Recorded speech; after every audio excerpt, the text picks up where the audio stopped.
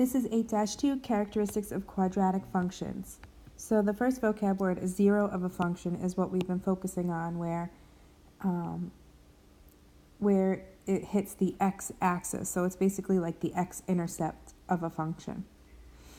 A vertical line that divides a parabola into two symmetrical halves is the axis of symmetry. So if you fold the parabola in half, it creates this axis of symmetry, and there's one below that you can look at. There's the axis of symmetry that I highlighted in red. The axis of symmetry always passes through the vertex of the parabola. The vertex is the ordered pair at the bottom.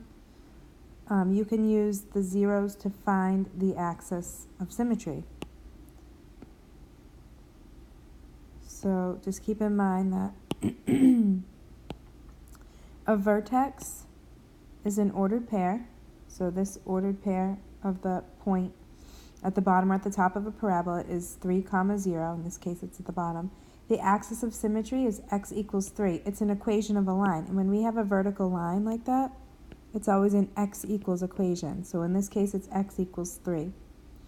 So our axis of symmetry can't just be 3. We have to say that it's x equals 3 because we're writing the equation of the whole line at which if we folded the parabola, that would be the crease mark.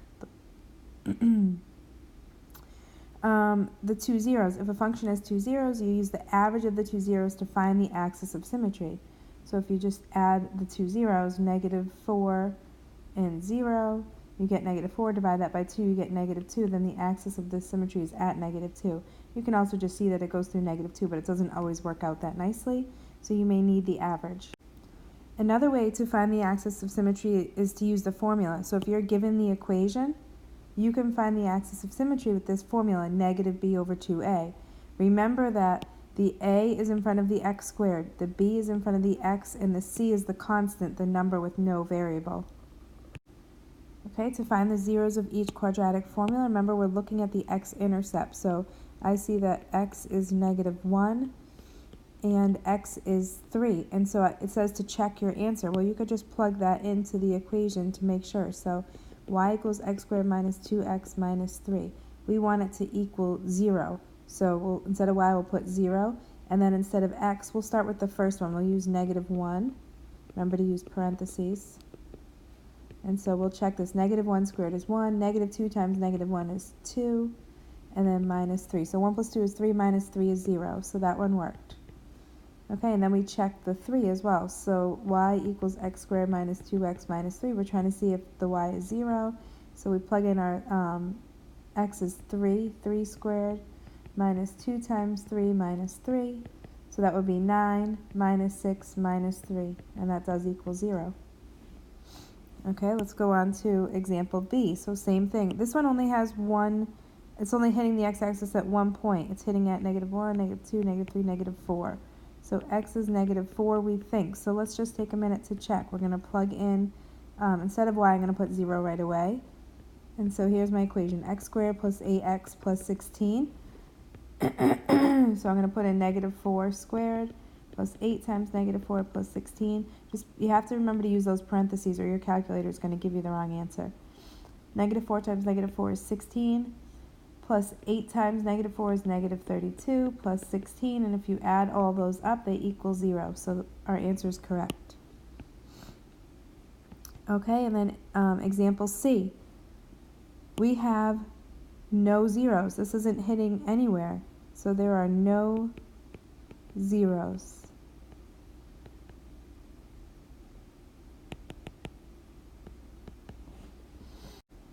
Okay, in example 2, we were given a graph, and we're asked to find the axis of symmetry. So the axis of symmetry is the line that cuts through the vertex. So I need the equation of that line. Since it's a vertical line, it's an x equals, and it's cutting through at -1. So x is -1. Okay, and for the next one, it's kind of hard to tell exactly where it's hitting through. So that's why sometimes it's nice to average the zeros instead. So I see that the zeros are at 1, 2, 3, 4, at 1 and 4. So x is 1 and x is 4. So if I average those, 1 plus 4 divided by 2, I get 2.5. 5 divided by 2 is 2.5. So let's make sure it makes sense. 1, 2.5. Well, that makes sense. So my equation is x equals 2.5. It's the equation of the line. Okay, now it says find the axis of symmetry using the formula. So when we're given the actual equation of the line, we can use the formula x equals negative b over 2a. And I make myself a little key. So first I notice that this is in standard form, x squared and then x and then 9. So for my first example, the a is negative 3, the b is 10, and the c is 9. I don't need the c right now, but it's just helpful to get used to.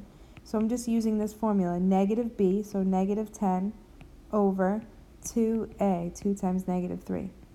Simplify that, you get negative 10 over negative 2 times negative 3 is negative 6. Well, the two negatives are going to make a positive, and 10 over 6, we can divide them both by 2, so that will become 5/3. So positive 5/3. So the axis of symmetry is 5 over 3. In my next equation, the a is 1, the b is negative 10, and the c is negative 21. So if I'm using x equals negative b over 2a, I end up with negative 10. The negative b and the b is negative 10. So negative 10 over 2a, so 2 times 1. Well, negative 10 is positive 10 over 2 times 1 is 2, and 10 divided by 2 is 5. So I got x equals 5 as my equation of my line. Okay, now we want to find the vertex. So there's actually steps here to find the vertex if you want to follow those. Step 1 says to find the x-coordinate of the vertex, known as the axis of symmetry. So I can just average the zeros to find that. So if I have negative 6 and negative 2 divided by 2, that's negative 8 divided by 2, which is negative 4. We could just double check that x is going through negative 4. So my axis of symmetry is x equals negative 4. Now find the corresponding y-coordinate. So what that means is we're going to plug the negative 4 into those x's. So y equals 0.25 times negative 4 squared plus 2 times negative 4 plus 3. Well, exponents first. So negative 4 times negative 4 is 16. And 0.25 times 16 is 4. It's like a quarter of 16. So that's 4 plus negative 8 plus 3. And 4 plus negative 8 is negative 4 plus 3 is negative 1. So that I got y equals negative 1. So the x is negative 4. And when I plug that in, the y was negative 1. And then step 3 would be to write that as an ordered pair. So our vertex is always going to be an ordered pair. Negative 4, negative 1. So that's our vertex.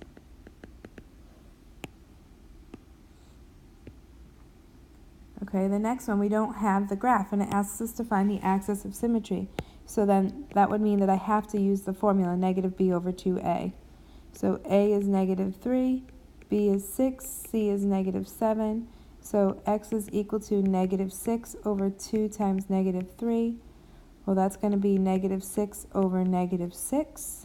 And the two negatives make positive, and 6 divided by 6 is 1. So I got x equals 1. Step 2 is to plug that in to find the y value. So y is going to be equal to negative 3 times 1 squared plus 6 times 1 minus 7. So exponents first. 1 squared is 1 times negative 3 is negative 3 plus 6 minus 7. Negative 3 plus 6 is 3. 3 minus 7 is negative 4. So y is negative 4. And then I need to write that as an ordered pair, 1, negative 4. And that is my vertex.